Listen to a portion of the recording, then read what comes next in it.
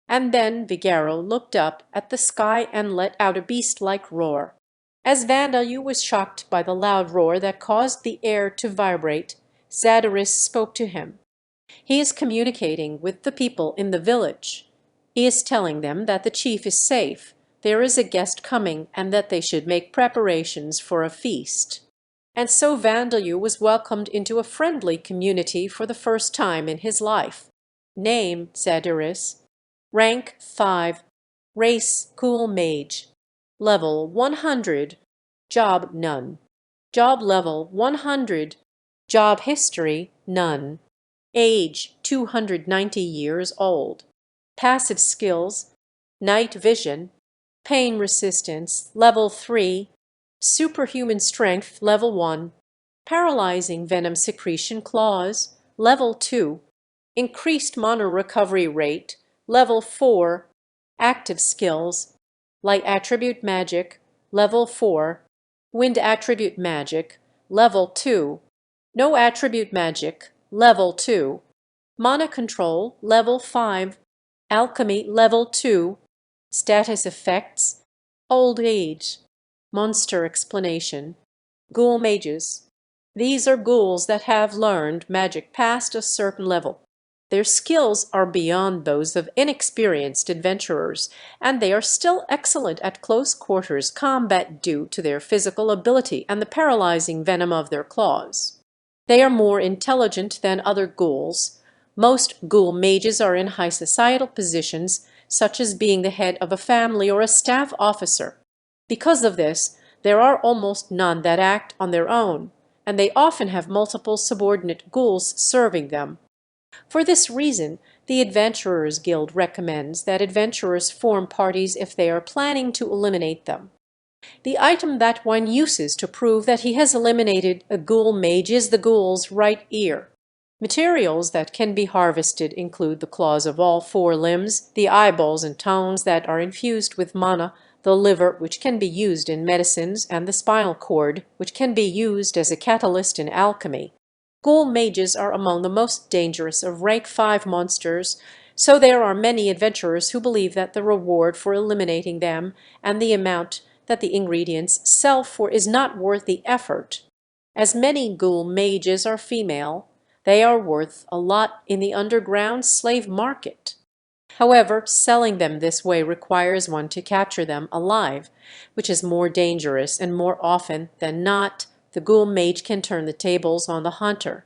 The ghoul mages bought and sold in the underground market often teach magic to the other female ghouls, causing them to increase their rank. In order to increase in rank and become a ghoul mage, a ghoul requires a level 3 skill in at least one attribute of magic. Zadorus possesses excellent mastery over magic for a ghoul mage, but her stamina and mana have declined as a result of her own age, which means that her effectiveness in combat has significantly decreased.